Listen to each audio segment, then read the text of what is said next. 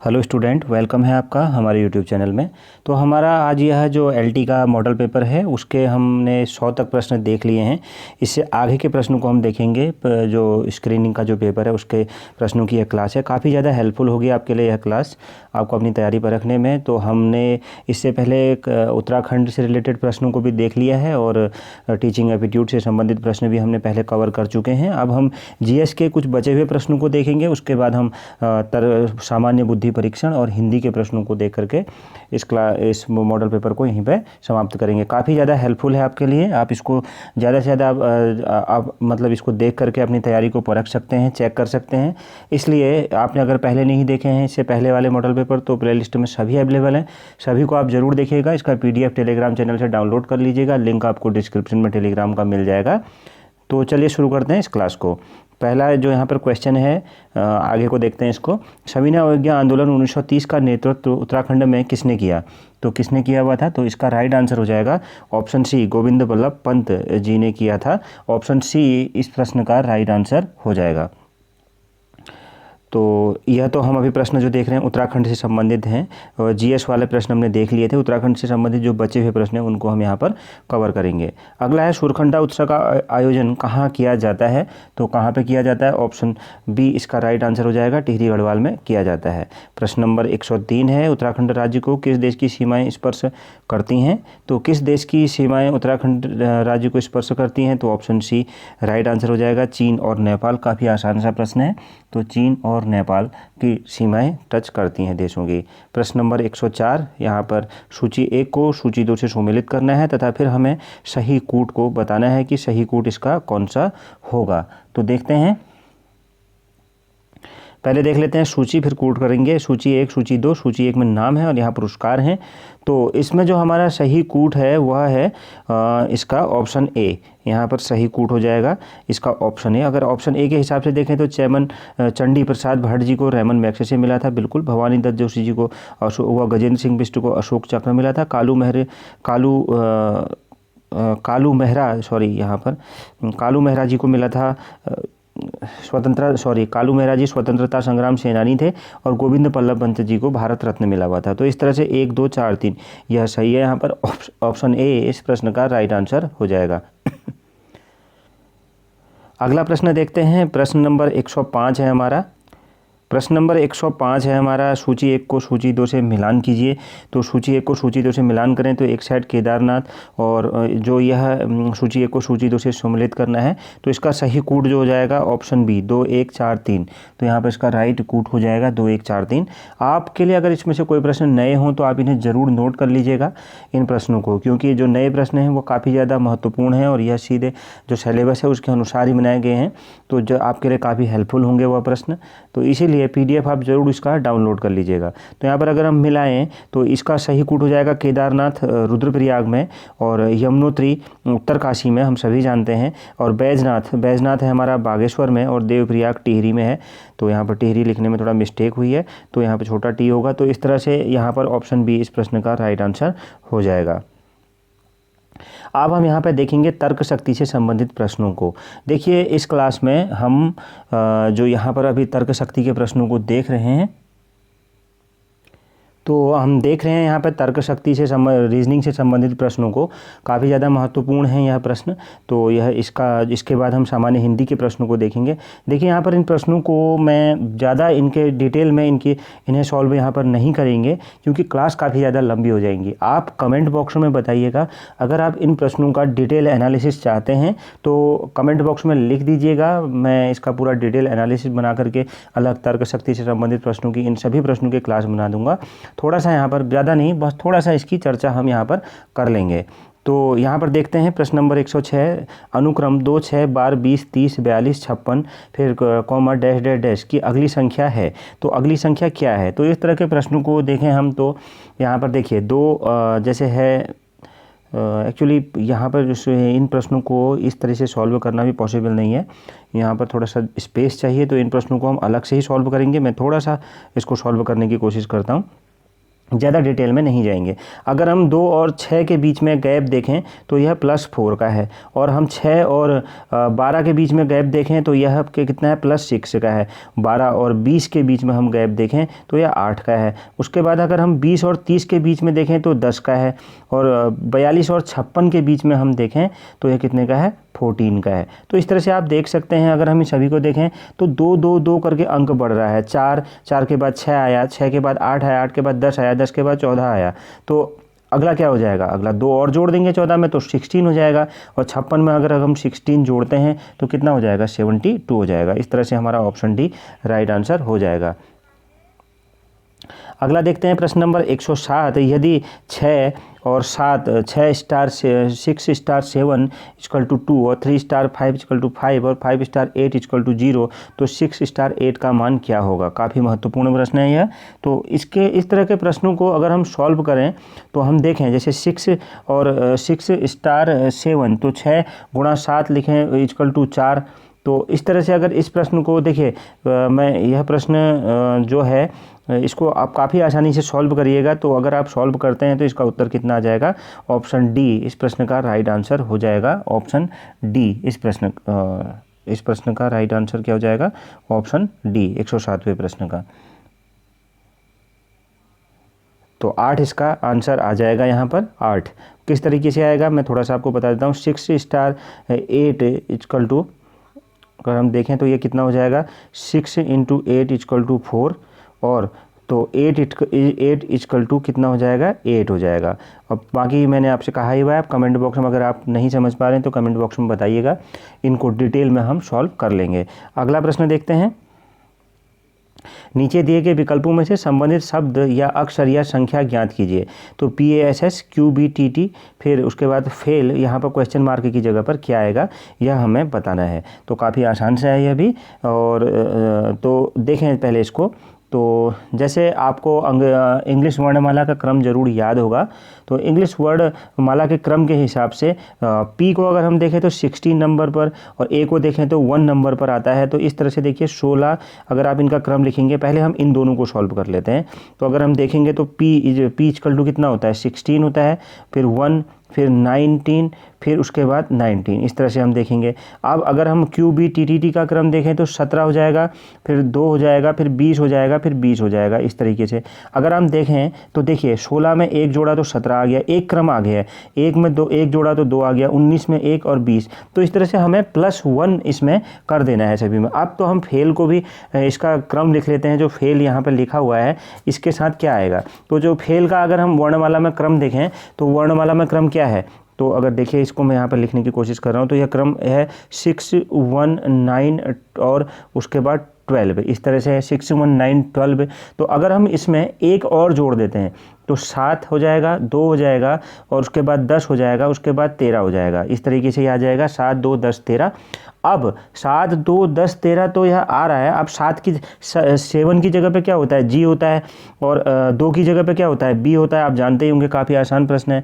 10 की जगह पे J होता है, और 13 की जगह पे M होता है। तो इस तरह से हमारा इस प्रश्न का सही उत्तर क्या हो जाएगा, JBJM। तो यह ऑप्शन कौन सा है, ऑप्शन बी इसका ऑप्शन है। तो यहाँ पर ऑप्शन बी राइट आंसर हो जाएगा, ऑप्शन बी। इस तरह से आप इसे सॉल्व कर सकते हैं। डिटेल एनालिसिस फिर से मैं आपको एक बार बता रहा हूँ कि हम अलग क्लास में और कर लेंगे, अगर आप कमेंट में कहते हैं तो अगला प्रश्न है, ए एक पुस्तक पढ़ता है, काफ़ी आसान सा प्रश्न है, और जानता है कि उस पुस्तक के लेखक के नाम से वह परिचित है। सी का चाचा लेखक बी है, ए की पुत्री सी है। किस प्रकार ए से बी संबंधित है। ए एक पुस्तक पढ़ता है, दोबारा पढ़ रहा हूँ, और जानता है कि उस पुस्तक के लेखक के नाम से वह परिचित है। सी का चाचा लेखक बी है, ए की पुत्री सी है, किस प्रकार ए से बी संबंधित है। तो हमें इसको बताना है। काफ़ी आसान है, बहुत ही आसान प्रश्न है यह।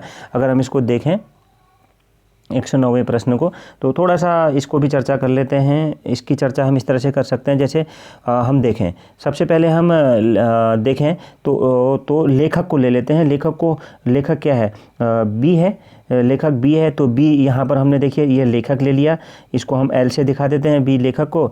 उसके बाद सी को ले लेते हैं। सी क्या है, तो यहाँ पर अंकल है, तो इसको हम चाचा इस तरह से लिख सकते हैं। और उसके बाद यहाँ पर ए और बचा है, ए से बी का संबंध बताना है। तो देखिए बी, और तो यह बी लेखक और इसका आपस में क्या हो जाएगा, या भाई हो जाएगा, और इसका क्या हो जाएगा, यहाँ पर पुत्री हो जाएगी। तो इस तरह से हम अगर इस प्रश्न का सही उत्तर देखें, ए और बी तो भाई हैं। क्या हैं, ए और बी, यह भाई हैं, ए और बी दोनों क्या हैं, भाई हैं। तो ऑप्शन ए इस प्रश्न का सही उत्तर, इस प्रश्न का ऑप्शन ए इस प्रश्न का सही उत्तर हो जाएगा। फिर से अगर समझ में नहीं आया तो कमेंट बॉक्स में ज़रूर बताइएगा। वैसे बहुत आसान से प्रश्न है यह। तो अब देखते हैं अगले प्रश्न को। प्रश्न संख्या 110 है हमारी। निम्नलिखित में प्रत्येक प्रश्न में तो कथन दिए गए हैं, उनके बाद दो निष्कर्ष एक और दो पर दिए गए हैं। ये दिए गए कथन तुमको सही मानते हैं, चाहे वे सामान्यतः गलत प्रतीत होते हैं। इन सभी निष्कर्षों को पढ़कर निर्णय करो कि कौन सा निष्कर्ष दिए गए कथनों के आधार पर तर्क के रूप से सही है। उत्तर दीजिए। तो उत्तर दीजिए। तो अगर हम इसको देखें तो देखिए काफ़ी महत्वपूर्ण प्रश्न है यह, और काफ़ी ठीक प्रश्न है, एक अच्छे लेवल का प्रश्न है यह। तो देखते हैं इसको, ज़्यादा चर्चा नहीं करेंगे। देखिए कुछ बैग ट्रालियाँ हैं, कुछ ट्रालियाँ बेल्ट हैं, कोई बेल्ट मशीन नहीं है। निष्कर्ष 1, कोई ट्राली मशीन नहीं है, कोई बैग मशीन नहीं है। तो यहाँ पर 4 ऑप्शन दिए गए हैं, अब हमें बताना है तो इसका राइट आंसर क्या हो जाएगा। तो कथन और निष्कर्ष में अगर हम देखें तो इसका क्या है, यहाँ पर ऑप्शन डी राइट आंसर हो जाएगा। अगर आप इसको सॉल्व करेंगे तो काफ़ी आसानी से आपको इसका उत्तर ऑप्शन डी मिल जाएगा। अगर सॉल्व नहीं हो रहा है तो कमेंट बॉक्स में, फिर से एक बार मैं आपसे कह रहा हूँ कि आप ज़रूर कमेंट बॉक्स में बताइएगा। और यह प्रश्न एग्ज़ाम में पहले आया हुआ भी है एलटी के, अगर आप प्रीवियस ईयर क्वेश्चंस को देखेंगे तो वहाँ पर यह आया हुआ है, तो इसलिए काफ़ी महत्वपूर्ण यह है। अतः निष्कर्ष 1 और नहीं 2 सही हैं। तो यहाँ पर इस जो प्रश्न है, यदि एक और इस प्रश्न का राइट आंसर क्या हो जाएगा, 110वें प्रश्न का ऑप्शन डी, कथनानुसार ऑप्शन डी राइट आंसर हो जाएगा। यदि 1 और 2 दोनों सही हैं, तो 1 और 2 दोनों सही हैं, तब हमने क्या देखा था ऊपर निष्कर्ष पढ़कर, तो ऑप्शन डी इसका राइट आंसर हो जाएगा। अगला प्रश्न देखते हैं। प्रश्न नंबर 110 है, 111 है। मैं पूर्व की ओर गाड़ी में 5 मील चला, उसके बाद 3 मील उत्तर की ओर गया और उसके पश्चात में बाईं ओर मुड़कर 2 मील चला और पुनः बाईं ओर से मुड़ा। अब मैं किस दिशा में जा रहा हूँ। काफ़ी आसान सा प्रश्न है, आप इसे ज़रूर सॉल्व कर लेंगे। तो इसका राइट आंसर क्या हो जाएगा, इस प्रश्न का 111वां जो हमारा प्रश्न है, इसका राइट आंसर हो जाएगा क्या, ऑप्शन ए, दक्षिण की ओर हूँ। काफ़ी दिशा से संबंधित प्रश्न है, बहुत ही आसान सा यह प्रश्न है। अगला प्रश्न है प्रश्न नंबर 112। सॉल्व जरूर करिएगा क्योंकि बहुत ज़्यादा इंपॉर्टेंट रोल प्ले करते हैं यह प्रश्न सिलेक्शन में, मतलब फर्स्ट पेपर को पास करने में। यदि बीते हुए कल से पहले का दिन रविवार था तो आने वाले कल के बाद कौन सा दिन होगा। तो कौन सा दिन होगा, काफ़ी आसान सा प्रश्न है यह भी। तो इसमें कौन सा दिन हो जाएगा, तो इसकी चर्चा छोटा सा प्रश्न है। यदि कल से पहले परसों रविवार था तो आज मंगलवार है, अतः परसों आने वाला दिन क्या होगा, बृहस्पतिवार होगा। तो ऑप्शन डी इस प्रश्न का राइट आंसर हो जाएगा, ऑप्शन डी। अगला प्रश्न देखते हैं।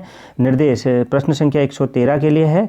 तो दिए गए विकल्पों में से उस उत्तर को चुनिए जिसमें प्रश्न आकृति निहित है। तो प्रश्न आकृति निहित है, तो इसका राइट आंसर क्या हो जाएगा, प्रश्न आकृति निहित है। तो प्रश्न आकृति और उत्तर आकृतियाँ अगर हम इसको देखते हैं तो इसका राइट आंसर क्या हो जाएगा, इस प्रश्न का दिए गए विकल्पों में से उस उत्तर आकृति को चुनिए जिसमें प्रश्न आकृति निहित है। तो प्रश्न आकृति ये है और उत्तर आकृतियाँ ये हैं। तो हमें बताना है कि कौन सा, यहाँ पे देखिए ये दोनों आ गए, बी ये हो गया, सी ये हो गया, डी हो गया। तो प्रश्न उत्तर आकृतियाँ ये हैं। तो अगर हम इन्हें सही से चुनते हैं तो आप अगर देखेंगे तो उत्तर आकृति सी में, उत्तर आकृति जो सी है इसमें प्रश्न आकृति निहित है। अगर आप इसको गौर से देखेंगे तो उत्तर आकृति सी में प्रश्न आकृतियाँ निहित हैं, अगर आप इसको डिटेल में देखेंगे तो इस तरह से ऑप्शन सी इस प्रश्न का राइट आंसर हो जाएगा। अगला प्रश्न देखते हैं। कक्षा जो प्रश्न नंबर 114 है हमारा, बड़ा प्रश्न है थोड़ा सा।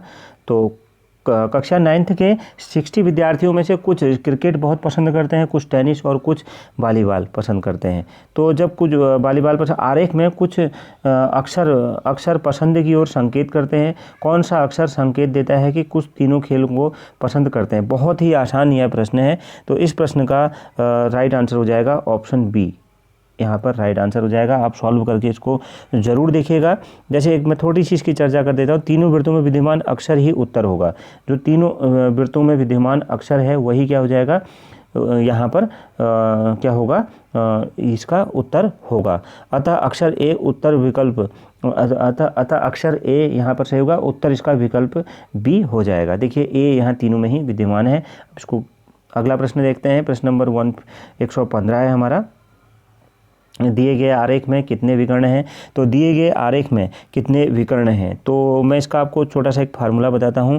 तो क्या हो जाएगा, बहुभुजों, जैसे ये बहुभुज है, बहुभुज में विकर्णों की संख्या बराबर क्या होता है, तो बहुभुज में विकर्णों की संख्या बराबर क्या होता है, तो दिए गए आरेख में कितने विकर्ण है, बहुभुज में विकर्णों की संख्या बराबर होता है भुजाओं की संख्या और इनटू भुजाओं की संख्या को ब्रैकेट भुजाओं की संख्या -3/2, यह इसका फार्मूला होता है। तो इसमें देखिए भुजाओं की संख्या कितनी है, अगर हम इसको गिनते हैं 1 2 3 4 5 6, तो 6 है। तो और दूसरा हो गया फिर भुजाओं की संख्या -3, इसको करना है और /2। तो अगर हम देखें तो 6 फिर 6 -3 फिर क्या हो जाएगा इसके बाद /2। अगर हम इसको सॉल्व करें तो कितना आ जाएगा, इसको आप अगर सॉल्व करेंगे तो 9। तो यहाँ पर राइट आंसर क्या हो जाएगा, नहीं 9 आ जाएगा। अतः परंतु प्रश्न में 9 यहाँ पर आंसर नहीं होगा, 9 इसका सॉल्व करके आएगा। परंतु जो प्रश्न है, प्रश्न में दी गई आकृति में एक विकर्ण नहीं है, एक विकर्ण नहीं है। अतः विकर्णों की अभिष्ट संख्या कितनी हो जाएगी, 9 - 1 इक्वल टू कितना हो जाएगा, 8 हो जाएगा। 8 इसका आंसर हो जाएगा। तो इस तरह से ऑप्शन डी इस प्रश्न का राइट आंसर हो जाएगा। प्रश्न नंबर 116 है हमारा। 2 और 3 के बीच घड़ी की घंटे तथा मिनट की सुइयां कब आपस में मिलेंगी, तो कब आपस में मिलेंगी, तो इस प्रश्न का राइट आंसर हमारा क्या हो जाएगा, जो 116, काफ़ी आसान सा प्रश्न है, घड़ी के घंटे और सुई वाला है, बहुत आसान प्रश्न है। तो इसका राइट आंसर क्या हो जाएगा, सॉल्व करके जरूर देखिएगा। ऑप्शन सी इसका राइट आंसर हो जाएगा। 2:10 सही 10/11 तो ऑप्शन सी इस प्रश्न का राइट आंसर हो जाएगा, ऑप्शन सी। अगर आप सॉल्व नहीं कर पा रहे हैं तो कमेंट बॉक्स में ज़रूर बताइएगा, डिटेल में इसकी अच्छे से चर्चा हम कर लेंगे। अगला प्रश्न है प्रश्न नंबर हमारा 117। यदि x का अर्थ माइनस और भाग का अर्थ प्लस और प्लस का अर्थ गुणा है तो निम्नलिखित समीकरण का मान बताइए। तो बहुत आसान प्रश्न है, आप जरूर इसको सॉल्व कर लेंगे। तो इसका मान क्या हो जाएगा, क्वेश्चन मार्क की जगह पर क्या आ जाएगा, आप इसको सॉल्व करेंगे तो इसकी जगह पर आ जाएगा हमारा क्या 26। तो ऑप्शन इसका डी राइट आंसर हो जाएगा 117वें प्रश्न का, ऑप्शन डी इसका राइट आंसर हो जाएगा। हम जिस तरह से प्रश्न को बताया गया है उसी तरह से आप इसको यहाँ पर पुट वैल्यू इसकी कर सकते हैं। तो ऑप्शन डी राइट आंसर हो जाएगा। अगला प्रश्न देखते हैं। प्रश्न नंबर जो हमारा 118 है, इसके लिए निर्देश है निम्नांकित वर्ग श्रेणी के लुप्त वर्गों को उचित क्रम में 4 विकल्पों में से एक में दिया गया है, सही विकल्प होगा। तो डैश की जगह पर क्या आएगा हमें यहाँ बताना है, यहाँ पर, यहाँ पर, यहाँ पर, यहाँ पर। तो इस प्रश्न का राइट आंसर क्या हो जाएगा, CBAC। तो CBAC इसका राइट आंसर हो जाएगा। ऑप्शन बी 118वें प्रश्न का हमारा राइट आंसर हो जाएगा, 118वें प्रश्न का CBAC। तो ऑप्शन बी इस प्रश्न का राइट आंसर हो जाएगा। बहुत आसान सा प्रश्न है। अगला प्रश्न हम देखते हैं। प्रश्न नंबर 119 है।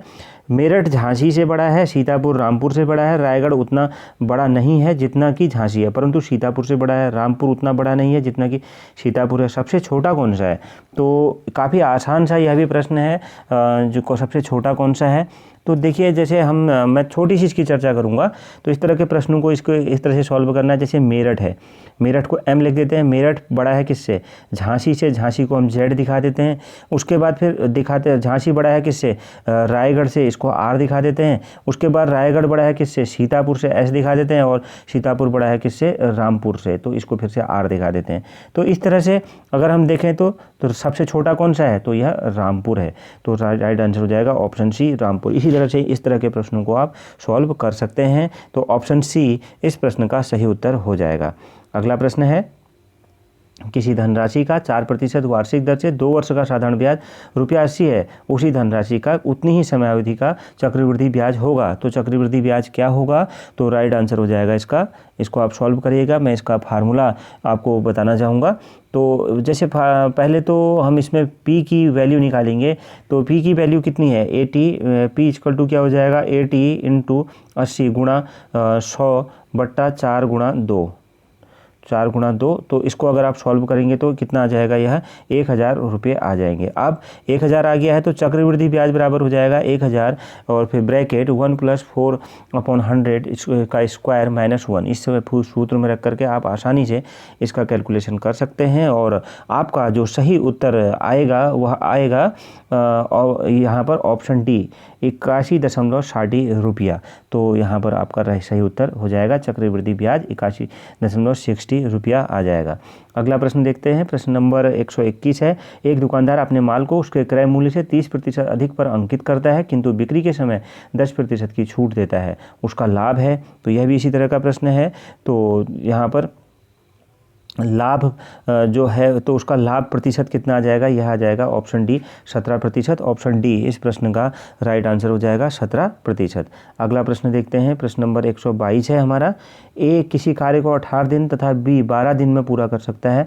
उन्होंने एक साथ मिलकर कार्य करना आरंभ किया किंतु बी कार्य समाप्ति से 3 दिन पूर्व कार्य छोड़कर चला गया। कार्य को पूरा होने में कुल कितने दिन लगे, कार्य को पूरा होने में कुल कितने दिन लगे। तो इस प्रश्न का राइट आंसर क्या हो जाएगा, ऑप्शन डी यहाँ पर राइट आंसर हो जाएगा 9 दिन। ऑप्शन डी इस प्रश्न का सही उत्तर होगा। फिर से अगर आप इसको सॉल्व नहीं कर पा रहे हैं तो कमेंट बॉक्स में ज़रूर लिखिएगा। इस तरह के प्रश्न रीजनिंग का बहुत महत्वपूर्ण रोल प्ले करती है सिलेक्शन में। एक चलती हुई रेलगाड़ी किसी प्लेटफार्म पर खड़े एक आदमी तथा एक 300 मीटर लंबे पुल को पार करने में क्रमशः 10 सेकंड तथा 25 सेकंड का समय लेती है। 200 मीटर लंबे प्लेटफार्म को पार करने में वह कितना समय लेगी। तो कितना समय लेगी, तो इस तरह का जो प्रश्न है इसमें मैं आपको पहले इसका आंसर बता देता हूँ। ऑप्शन सी इसका राइट आंसर हो जाएगा 20 सेकेंड। तो इसमें आपको पहले मानना होगा कि माना रेलगाड़ी की लंबाई x मीटर तथा चाल y मीटर प्रति सेकंड है। तो इस तरह से आप मानेंगे, तो इस तरह से मान x और y मान करके आप इसमें वैल्यू को पुट करेंगे तो इस तरह से प्लेटफार्म पार करने में लगा समय आप निकाल लेंगे और वह 20 सेकंड आएगा। अगला प्रश्न है प्रश्न नंबर 124। किसी व्यक्ति को नाव द्वारा किसी गंतव्य तक पर धारा के अनुकूल जाने और धारा के प्रतिकूल प्रस्थान बिंदु पर लौटने में 5 घंटे लगते हैं। यदि शांत जल में नाव की चाल तथा धारा की चाल क्रमशः 10 किलोमीटर प्रति घंटा तथा 4 किलोमीटर प्रति घंटा हो तो प्रस्थान बिंदु से गंतव्य तक की दूरी होगी। तो कितनी होगी गंतव्य तक की दूरी, तो यह भी x और x मान करके आपको यह करना पड़ेगा। तो इसका राइट इस प्रश्न का सही उत्तर हो जाएगा ऑप्शन सी 21 किलोमीटर यहाँ पर आपका राइट आंसर हो जाएगा। अगला प्रश्न देखते हैं। प्रश्न नंबर हमारा 125 है।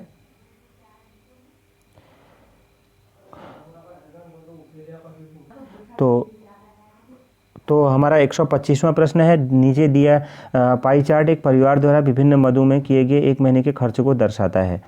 तो जो हमारा यह प्रश्न है तो 125वां जो हमारा प्रश्न है तो इसका राइट आंसर क्या हो जाएगा, दर्शाता है। तो यह जो चार्ट, तो हम अब एक बार प्रश्न को देख लेते हैं। यह चार्ट में आप देखिए 9% ईंधन, 11% कपड़े, 14% किराया, 15% शिक्षा, 6% अन्य, यहाँ पर कुछ स्थान खाली हैं, 45% भोजन। तो अगर हम इस प्रश्न को पढ़ते हैं तो प्रश्न देखिए इस तरह से है। वो चार्ट तो हमने देख लिया, आप उसे एक बार पुनः देख लीजिएगा। यदि उस परिवार की कुल आय 25,000 हो तो किराया तथा भोजन तथा कुल मिलाकर कितना खर्च हुआ है। तो काफ़ी आसान सा भी यह प्रश्न है। तो राइट आंसर हो जाएगा इसका ऑप्शन बी 14,750। कुल खर्च कितना हुआ 14,750। ऑप्शन बी इस प्रश्न का राइट आंसर हो जाएगा यहाँ पर। तो जैसे इस तरह के जो प्रश्न हैं इसमें भी अभिष्ट खर्च जो निकालना है ये कितना हो जाएगा 45। अगर आप चार्ट को देखेंगे फिर 45 + 14 गुणा 25,000 बट्टा 100। अब इस तरह से करेंगे तो आपका आंसर कितना आ जाएगा 14,750 आंसर हो जाएगा। ऑप्शन बी राइट आंसर होगा। अगला प्रश्न है 10 संख्याओं का औसत 7 है। यदि प्रत्येक संख्या को 12 से गुणा कर दें तो नई संख्याओं का औसत क्या होगा। तो नई संख्याओं का औसत क्या होगा, तो बहुत ही आसान है। आप इसको इस तरह से कर सकते हैं 12 × 7 तो कितना आ जाएगा, तो इस 12 × 7 कितना आ जाएगा 84। तो ऑप्शन डी इस प्रश्न का राइट आंसर हो जाएगा। ऑप्शन डी इस तरह का राइट आंसर हो जाएगा। इसके बाद हम हिंदी के प्रश्नों को भी देखेंगे। तो प्रश्न नंबर 127 है। डाटा 3 3 5 7 8 8 8 9 11 12 12 की माध्यिका है। तो माध्यिका है तो माध्यिका क्या हो जाएगी इसकी, माध्यिका हो जाएगी इसकी छठी संख्या हो जाएगी। छठी संख्या क्या है इसकी, ऑप्शन सी 8।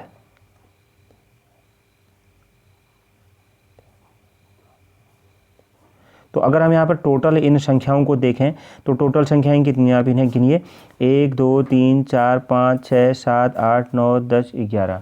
तो 11 इस तरह से देखेंगे। तो इस तरह से अगर हम देखें इसमें तो कितने हैं, टोटल 11 अंक हैं। तो इसकी माध्यिका कितनी हो जाएगी, तो अभिष्ट माध्यिका इसकी छठी संख्या हो जाएगी और यह कितनी है 8। तो ऑप्शन सी राइट आंसर हो जाएगा। छठी संख्या आप देखें 1 2 3 4 5 6 तो 8 है। इस तरह से अभिष्ट माध्यिका इसकी 8 हो जाएगी। इसी तरह से माध्यिका को आप सॉल्व कर सकते हैं। एक नल द्वारा एक खाली टैंकी को 15 घंटे में एक नल द्वारा एक खाली टैंकी को 15 घंटे में भर सकता है। टैंकी की तली में छेद होने के कारण टैंकी को भरने में 20 घंटे लगते हैं। यदि टैंकी भरी हो तो छेद इसे खाली करने में कितना समय लेगा। बहुत आसान सा प्रश्न है और बहुत ही महत्वपूर्ण है। तो आपको इसमें मानना पड़ेगा, माना खाली करने वाला नल टैंकी को x घंटे में खाली करेगा। तो इस तरह से आप अगर इसको सॉल्व करेंगे तो इसको तो इस तरह से होगा 1/15 माइनस 1/x इक्वल टू 1/20। आप इसी डेरिवेशन को सॉल्व करेंगे तो x इक्वल टू आ जाएगा आपका 60 घंटे। तो ऑप्शन सी इस प्रश्न का राइट आंसर हो जाएगा, ऑप्शन सी 60 घंटे में। अगला प्रश्न देखते हैं। प्रश्न नंबर हमारा 129 है। संख्याओं 14 और 28 का महत्तम समापवर्तक HCF जिसको बोलेंगे 14 है, इनका लघुत्तम समापवर्तक LCM क्या होगा। तो LCM क्या होगा, तो दो संख्याओं का गुणनफल बराबर, मैं आपको थोड़ा सा इसके बता दे रहा हूँ। दो संख्याओं का गुणनफल इक्वल टू दोनों संख्याओं का महत्तम समापवर्तक गुणा लघुत्तम समापवर्तक। इस तरह से तो अगर आप इस सूत्र में इसको पुट करते हैं तो 14 इंटू 28 इक्वल टू हो जाएगा 14 इंटू इसका लघुत्तम समापवर्तक। तो लघुत्तम समापवर्तक अगर आप इधर इनका चेंज करेंगे, इनको रिप्लेस करेंगे तो लघुत्तम समापवर्तक इक्वल टू ऑप्शन ए यहाँ पर आ जाएगा 28। फार्मूला याद रखिएगा, दो संख्याओं का गुणनफल इक्वल टू होता है कितना, लघुत्तम समापवर्तक गुणा महत्तम समापवर्तक। इस फार्मूले में पुट करके आप आसानी से निकाल लेंगे। तो ऑप्शन ए इस प्रश्न का राइट आंसर हो जाएगा। अगला प्रश्न देखते हैं। प्रश्न नंबर हमारा 130वां है। यदि साधारण ब्याज पर कोई धनराशि 12 वर्ष में दोगुनी हो जाती है तो वार्षिक ब्याज की दर होगा। तो वार्षिक ब्याज की दर क्या होगा, तो दर इक्वल टू जो फार्मूला होगा वो यह होगा n-1 गुणा 100 और अपॉन p। तो n जो है यहाँ पर n इक्वल टू दे रखा है कितना, दोगुनी हो जाती है। और उसके बाद p इक्वल टू कितना दे रखा है, धनराशि 12 वर्ष समय। तो इसको अगर आप पुट करेंगे तो दर इक्वल इन दोनों का n और p की वैल्यू को इसमें पुट करेंगे तो आपका जो यहाँ पर दर आ जाएगी वह कितनी आ जाएगी, इसमें पुट करके 2 - 1 इंटू 100 अपॉन 12। तो इस तरह से 8 से ही 1/3 इसका राइट आंसर आपका आ जाएगा। तो ऑप्शन सी इस प्रश्न का राइट आंसर होगा। अब हम देखेंगे सामान्य हिंदी के प्रश्नों को यहाँ पर देखेंगे और यह हमारा लास्ट इसका सेक्शन होगा जो यह मॉडल पेपर है। तो प्रश्न है 131वां, समास का शाब्दिक अर्थ होता है। तो समास का शाब्दिक अर्थ क्या होता है, तो ऑप्शन ए संक्षेप, ऑप्शन ए राइट आंसर हो जाएगा। देखिए सामान्य हिंदी के प्रश्नों को देखेंगे। प्रश्न नंबर 132 है। निम्नलिखित में से अश्व का पर्यायवाची शब्द नहीं है। तो इसका राइट आंसर क्या हो जाएगा, बहुत ही आसान सा प्रश्न है। इसका राइट आंसर हो जाएगा ऑप्शन बी, करी अश्व का पर्यायवाची नहीं है। आप कमेंट बॉक्स में बताइएगा करी किसका पर्यायवाची शब्द है। प्रश्न नंबर 133 और 134 के लिए मतलब निर्देश एक ही होगा यहाँ पर। निम्न में से कौन सा शब्द तत्सम है, तो निम्न में से कौन सा शब्द तत्सम है, और 134 में भी हमें यही बताना है। तो 133वें प्रश्न का राइट आंसर हो जाएगा ऑप्शन ए, चित्रक यहाँ पर तत्सम शब्द है। ऑप्शन ए इस प्रश्न का राइट आंसर हो जाएगा। और देखें तो 4 ऑप्शन फिर हैं, इसमें राइट आंसर क्या हो जाएगा इसका, दंत धावन। इस 134वें प्रश्न में तत्सम शब्द दंत धावन है। तो ऑप्शन ए 134वें प्रश्न का भी राइट आंसर हो जाएगा। प्रश्न नंबर 135 है। घड़ों पानी पड़ना मुहावरे का अर्थ है। तो घड़ों पानी पड़ना मुहावरे का अर्थ क्या है, तो ऑप्शन सी इस प्रश्न का राइट आंसर हो जाएगा, अत्यंत लज्जित होना। तो ऑप्शन सी इस प्रश्न का राइट आंसर हो जाएगा। अगला प्रश्न देखते हैं। प्रश्न नंबर 136 है।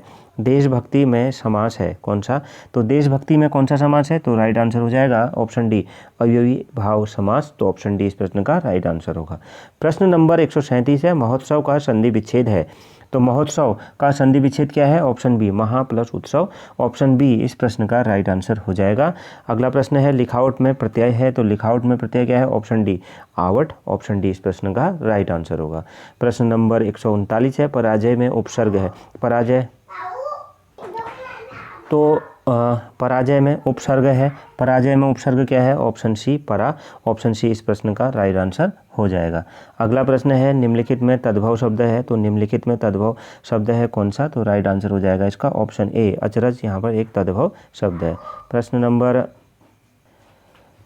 नंबर 140 है, निम्नलिखित में तद्भव शब्द है, तो तद्भव शब्द कौन सा है? ऑप्शन ए अचरज, यहाँ पर तद्भव शब्द है। प्रश्न नंबर 141 है, शीत का विलोम होगा, तो शीत का विलोम क्या होगा? ऑप्शन डी उष्ण होगा। ऑप्शन डी राइट आंसर हो गया। अगला प्रश्न देखते हैं, प्रश्न नंबर 142 है हमारा, जिसकी लाठी उसकी भैंस लोकोक्ति का सही अर्थ क्या है? तो इसका सही अर्थ है ऑप्शन बी शक्ति संपन्न आदमी अपना काम बना लेता है। ऑप्शन बी इस प्रश्न का सही उत्तर हो जाएगा। प्रश्न नंबर 143 है हमारा, दूध का धुला होना मुहावरे का अर्थ है, तो क्या हो जाएगा इसका राइट आंसर? ऑप्शन ए निर्दोष होना। दूध का धुला होना मुहावरे का अर्थ निर्दोष होना हो जाएगा। प्रश्न नंबर 144, हिंदी में प्रमुख कृत प्रत्ययों की संख्या कितनी है? ये कितनी है? तो ऑप्शन सी 50 है। ऑप्शन सी राइट आंसर होगा। प्रश्न नंबर 145 है हमारा, निम्नलिखित में से सही वर्तनी का चयन कीजिए। निम्नलिखित में से सही वर्तनी का चयन कीजिए। ऑप्शन डी अमृत यहाँ पर सही वर्तनी है।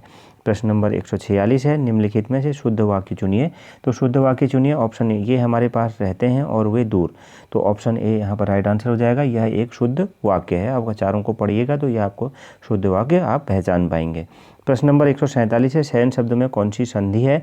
तो शयन शब्द में कौन सी संधि है? तो राइट आंसर हो जाएगा अयादि संधि। ऑप्शन डी राइट आंसर होगा। प्रश्न नंबर 148 है, तरणी का पर्यायवाची शब्द है, तो राइट आंसर हो जाएगा ऑप्शन ए सूर्य तरणी का पर्यायवाची शब्द है। प्रश्न नंबर 149, जो पहले कभी नहीं हुआ हो, तो उसका राइट आंसर क्या हो जाएगा? ऑप्शन डी अभूतपूर्व, अब उसे अभूतपूर्व कहते हैं। ऑप्शन डी राइट आंसर हो जाएगा। और इस क्लास का आखिरी प्रश्न हम देखते हैं, शाश्वत का विलोम है, तो 150वां यह प्रश्न है, तो शाश्वत का विलोम क्या हो जाएगा? तो शाश्वत का विलोम क्या हो जाएगा अगर हम देखें तो ऑप्शन सी नश्वर। ऑप्शन सी इस प्रश्न का राइट आंसर हो जाएगा। तो इस क्लास में आपका स्कोर क्या रहा कमेंट बॉक्स में ज़रूर बताइएगा। मिलते हैं नेक्स्ट मॉडल पेपर में। और मैं एक बार पुनः कहना चाहूँगा, अगर आपको रीजनिंग में दिक्कत आ रही है तो आप कमेंट बॉक्स में बताइएगा। सारे ही प्रश्नों की हम डिटेल में चर्चा कर लेंगे। तो मिलते हैं नेक्स्ट क्लास में। Thank you very much.